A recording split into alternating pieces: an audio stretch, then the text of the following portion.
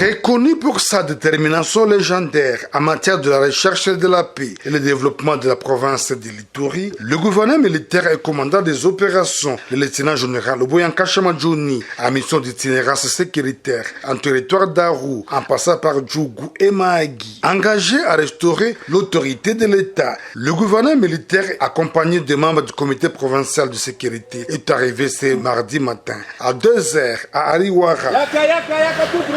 Ariwara, centre de négoce situé à 350 km de Bunia, en territoire d'Aru, sur son chemin à Katanga, tout comme à Djalasiga, où les forces armées ont restauré la paix. À cette période de l'état de siège, les patrons de la province a salué le courage de la population. Par ailleurs, le commandant des opérations a promis un châtiment suprême aux forces négatives aux terres de Tiweri. Musika tokosili sana bango boye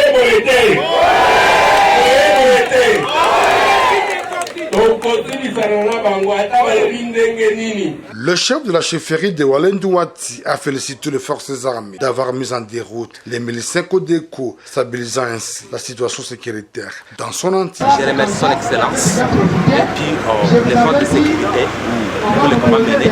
À Ariwara, le gouverneur militaire de l'Ituri et sa suite prendront part à la rencontre interprovinciale avec les Haut-Ouélé autour du conflit de limites entre la chefferie de Kalikomi en Ituri et Logololi en territoire de Faradji le 17 avril 2022. Ce conflit avait causé la mort à 6 personnes, plus de 200 cases incendiées et un déplacement massif des habitants de Kalikomi. Le gouverneur militaire de l'Ituri arrive à Ariwara pour la deuxième fois après son passage au mois de mars dernier. Sa précédente visite en territoire d'Aru lui avait permis de signer des accords en matière de coopération transfrontalière avec la province sud-soudanaise de Central Equatoria State et ses districts ougandais. 7 civils pris en otage par les ADF lors d'une tentative d'attaque déjouée par les forces armées à Loloa dans le territoire de Mambasa ont été libérés par le FARDC grâce à une opération menée dans la région.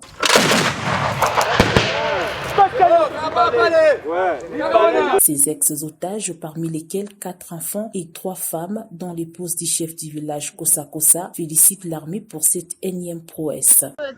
Avec l'intervention militaire, ils nous ont libérés avec 5 enfants. Mais mon mari est toujours en otage. Il demande de l'argent pour sa libération. Grâce aux militaires qui sont venus de Loloa, qui nous ont libérés, et nous disons merci au FARDC. Aux abois, suite à la pression subie de la part des forces armées, les ADF tentent désespérément de survivre. Les cas de cette tentative d'attaque de l'hôpital général de Loloa le dimanche 1er mai pour se ravitailler en médicaments afin de soigner leurs blessés, mais repoussés farouchement par le militaire. Abdallah Penimbaka, ancien gouverneur de l'Ituri, invite la population de cette région à continuer de collaborer avec les forces loyalistes et de ne pas céder aux rumeurs. La population ne doit faire circuler que des renseignements. Les rumeurs doivent être mises hors de nos conversations.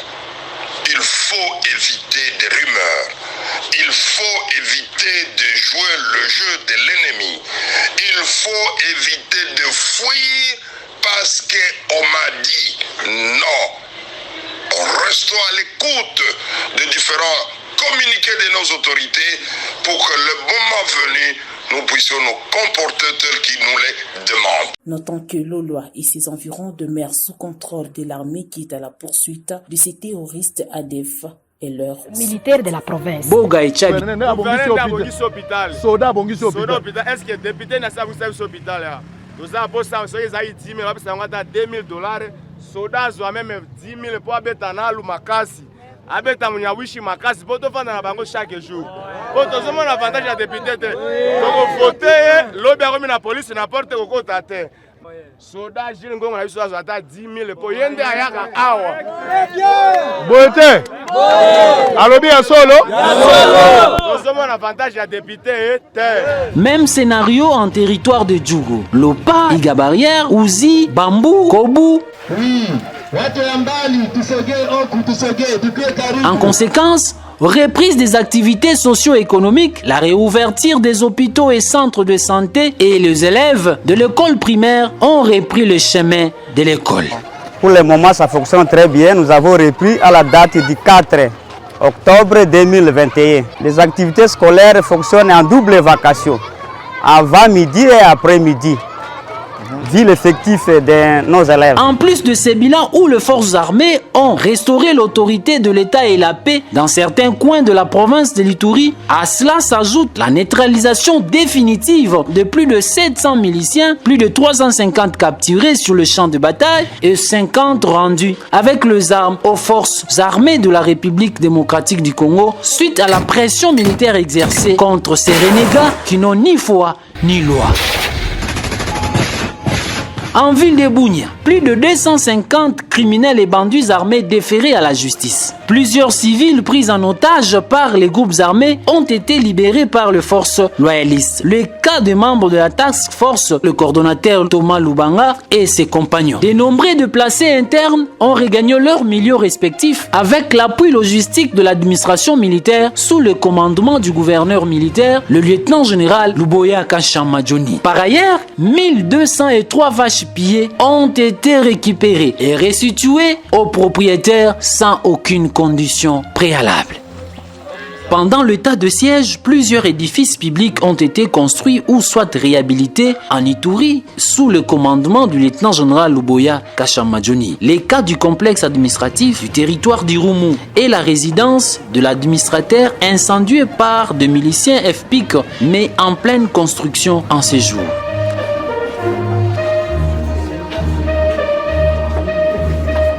Dans la même région, une tribune moderne construite par le gouverneur pour la tenue des activités de renforcement de la cohabitation pacifique entre les différentes communautés en construction à Komanda.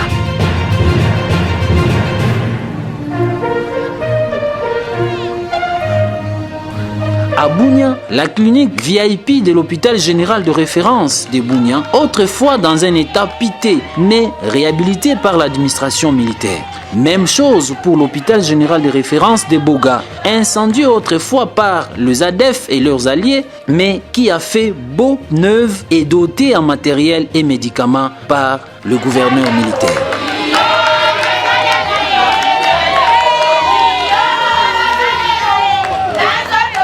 Sous ces régimes spéciaux, en Ituri, le cabinet du gouverneur a connu une véritable métamorphose. Le bâtiment qui abrite le bureau du premier citoyen de la province a été littéralement rénové. Un nouveau bureau annexe construit, la cour du gouvernorat complètement recouverte de pavés, une clôture érigée et tant d'autres travaux continuent d'être exécutés.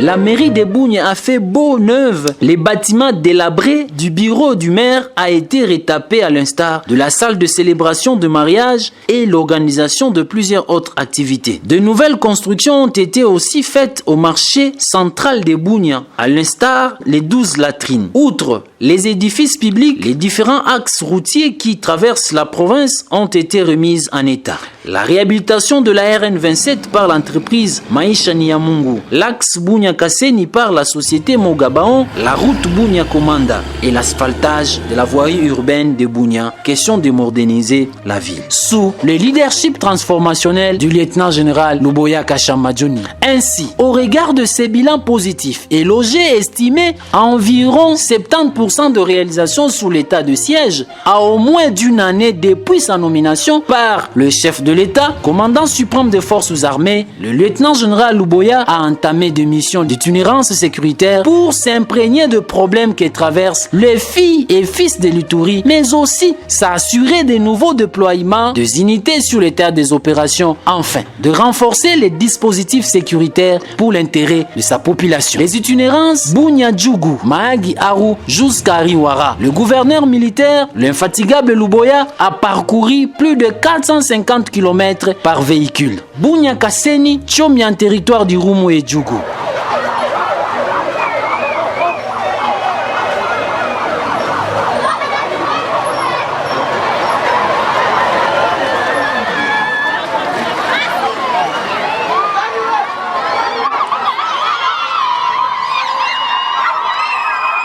Le gouverneur entre en contact fructueux avec la population et les communautés locales pour rétablir la confiance longtemps perdue entre le gouverné et les gouvernants.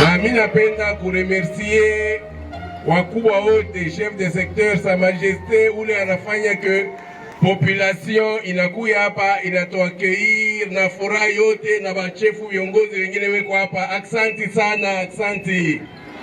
Wanasema maaktivite yao saa zingine hapa kulaki kwa mubaya.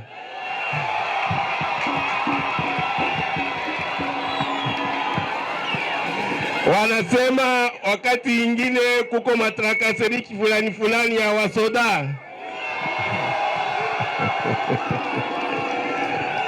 Wanasema siku zingine kuko maproblème ya douane.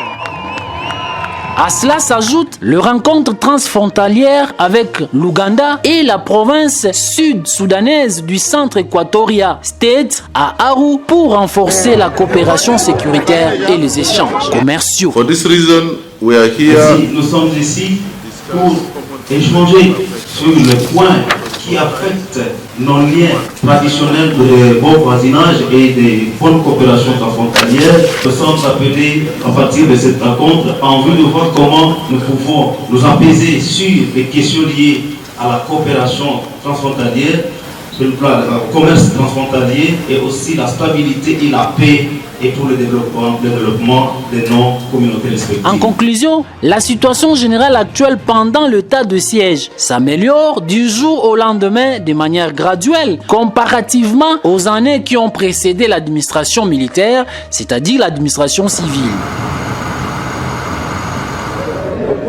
Beaucoup d'efforts sont fournis, tant sur le plan national que sur le plan local.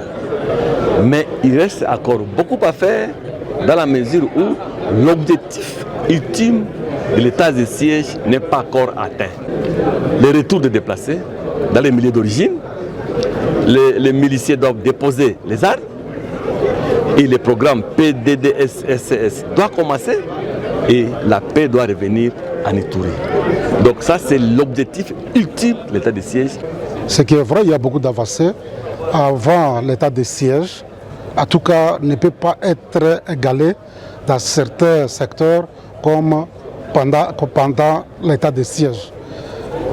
Sur le plan sécuritaire, effectivement, il y a beaucoup à faire, mais il y a beaucoup d'évolutions. Toutefois, beaucoup reste encore à faire sur l'axe Komanda Luna, où les ADF MTM et leurs alliés sont aux abois, mais aussi en errance à la suite de la pression militaire exercée par le rouleau compresseur de forces armées, dont l'effet final recherché est zéro violence, zéro tuerie, à l'esprit et à la lettre de la volonté manifeste du chef de l'État et commandant suprême des forces armées et de la police nationale congolaise, Félix Tshisekedi Tshilombo. En province de l'Ituri, sous l'œil perçant du gouverneur militaire et commandant des opérations, le lieutenant-général Luboya Kashamadjoni, quoi qu'il en coûte, quoi qu'il en soit, les forces armées sont déterminées à rétablir la paix sur l'ensemble de la province.